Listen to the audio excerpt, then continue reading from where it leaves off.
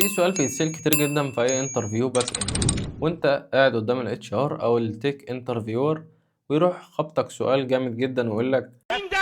مين هذا النكرة؟ إذا مش هحمي ضيفي مين هذا النكرة؟ أنت مين يالا؟ قول لي أنت مين؟ بتشتغل ايه؟ زي اي حد. بتشتغل ايه؟ بتشتغل ايه؟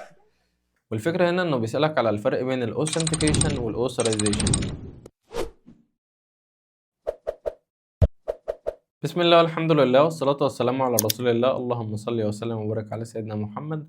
أهلا بيكم، أنا محمد القاضي ودي قناة شفرة بلس. ما تنساش تشترك في القناة وتفعل زر الجرس عشان يوصلك كل الفيديوهات الجديدة. وكالعادة حضر قهوتك وجهز قلمك وكشكولك ويلا بينا نبدأ. بص يا سيدي، أي نظام أو موقع لازم يعرف حاجتين. أول حاجة يعرف أنت مين ومسموح لك تعمل إيه.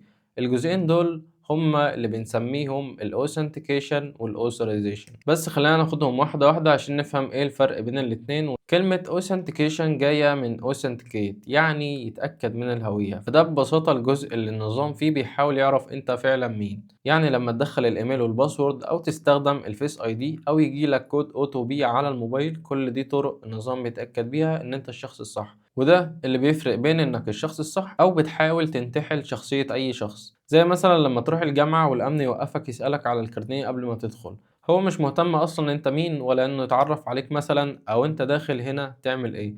هو بس كل اللي عايز يعرفه أنت طالب فعلا ولا داخل تتفسح. طيب بعد ما الأمن فعلا اتأكد إنك طالب، هل معناه إنك تقدر تدخل مكتب العميد؟ وهنا بقى بيجي الجزء التاني اللي هو الأوثرايزيشن، وده معناه إن النظام بيقرر الشخص اللي دخل ده مسموح له يعمل إيه جوه.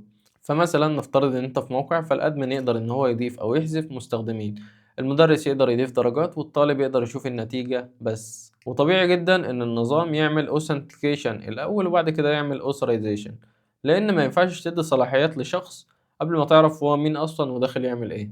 وده اللي بيخلي اي نظام امن ومنظم. طيب تعالى نربطها بحاجه بتحصل معانا كلنا لما بتيجي تسجل دخول بحساب جوجل في موقع تاني. جوجل بيعمل اوثنتيكيشن الاول، يعني بيتاكد انك الشخص اللي عنده الحساب ده. بعد كده الموقع اللي سجلت فيه بياخد اكسس توكن من جوجل وبيستخدمها عشان يعرف انت مسموح لك اصلا تعمل ايه، وده هو الاوثرايزيشن. وده نفس اللي بيحصل في انظمه كتير جدا، وده اللي هتقابله في اي مشروع باك اند تعمل فيه لوجن سيستم. يعني لما بتيجي مثلا تبني اي بي اي او داشبورد، لازم تنفذ اول حاجه الاوثنتيكيشن، وبعدين تبدا ان انت تحدد صلاحيات كل رول في الاوثرايزيشن. فدلوقتي يبقى انت عرفت الاوثنتيكيشن انت مين، والاوثرايزيشن مسموح لك تعمل ايه. ودايما الترتيب كده الاول نعرف مين بعدين نحدد الصلاحيات. وطبعا الكلام ده كله داخل تحت حاجه اسمها السكيورتي سيستم او نظام الامان اللي بيبقى مرتبط باي موقع او تطبيق بيتعامل مع بيانات المستخدمين.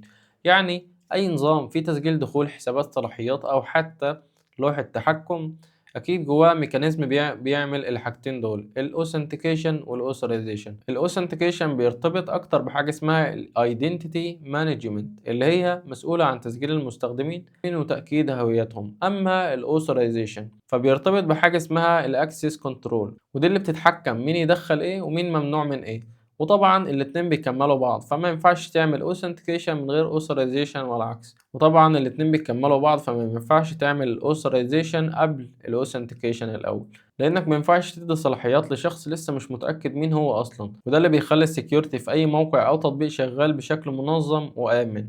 ودايما الترتيب كده الاول النظام يعرفك بعدين يديك الصلاحيات، مش العكس، لان لو العكس حصل يبقى اي حد ممكن يدخل يعمل اللي هو عايزه، وساعتها مبقاش فيه امان اصلا. وبس كده انا خلصت. ما تنساش بقى تدخل على السوشيال ميديا وتتابعنا من كل اللينكات اللي في الوصف لو عايز تعرف الفرق بين حاجتين في السلسله دي ونتكلم عليها الفيديو الجاي. ما تنساش تشترك في القناه وتفعل زر الجرس عشان يوصلك كل الفيديوهات الجديده. دمتم في رعايه الله، والسلام عليكم ورحمه الله وبركاته.